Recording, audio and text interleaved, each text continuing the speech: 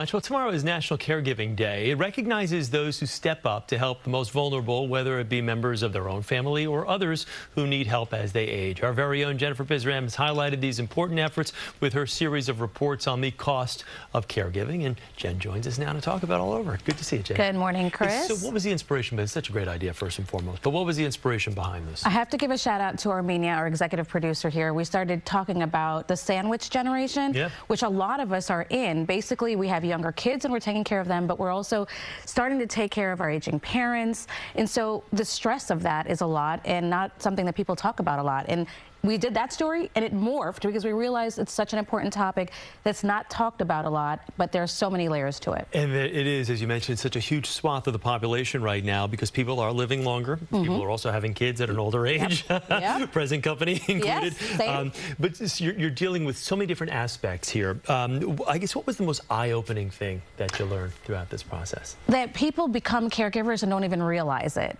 You know, you're slowly like, oh, I'm just going to help mom with this. I'm going to just help dad with this. But then slowly you're taking on all of these responsibilities in addition to your own responsibilities, work, home, school, you know, kids, everything. And you are now taking care of them. And there's no manual for it, right? You just you just do it.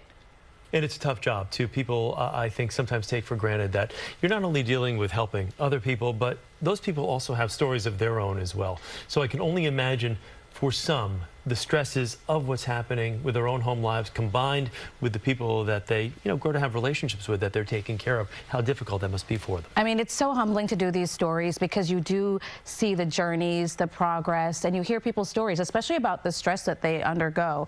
It's a lot. It's a lot. It's emotionally. Some folks that we've interviewed, caregivers, they say sometimes they feel depressed, sometimes they feel lonely, isolated. They don't have lives of their own because they become the sole caregiver to their loved ones. When it comes to the topic of caregiving, whether you're helping other people, whether you're helping members of your own family, what's like the big takeaway you think people should learn from all this? I think it's not talked about much, and I think we have to talk more about it. But most importantly, there's so many resources out there. You just have to find them, and it can be hard, but you can't. Caregiving, you don't have to be alone, and that's what we try to highlight in our series. You know, there are resources, whether you are someone who is taking care of a parent, maybe a spouse, maybe they have dementia and it's hard to handle, but there are people there in place for free or little cost that can help you. I'm sure this has opened up so many other doors to different possibilities, different stories within the body of just being a caregiver. What can we look forward to next as this series kind of continues down the line? You know, every time we think, oh, are we finished? We're not. We realize there's so many other layers. We just, Monday, we had one